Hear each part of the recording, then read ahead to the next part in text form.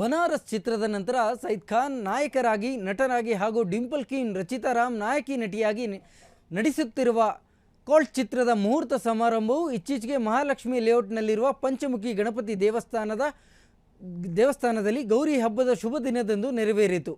ಇನ್ನು ಮೊದಲು ಬಿಡುಗಡೆಯಾದ ಪೋಸ್ಟರ್ ನಿಂದಲೇ ಸಾಕಷ್ಟು ಕುತೂಹಲ ಮೂಡಿಸಿರುವ ಈ ಚಿತ್ರವನ್ನು ಈ ವರ್ಷದ ಭರ್ಜರಿ ಹಿಟ್ ಉಪಾಧ್ಯಕ್ಷ ಚಿತ್ರದ ನಿರ್ದೇಶಕ ಅನಿಲ್ ಕುಮಾರ್ ನಿರ್ದೇಶನ ಮಾಡುತ್ತಿದ್ದಾರೆ.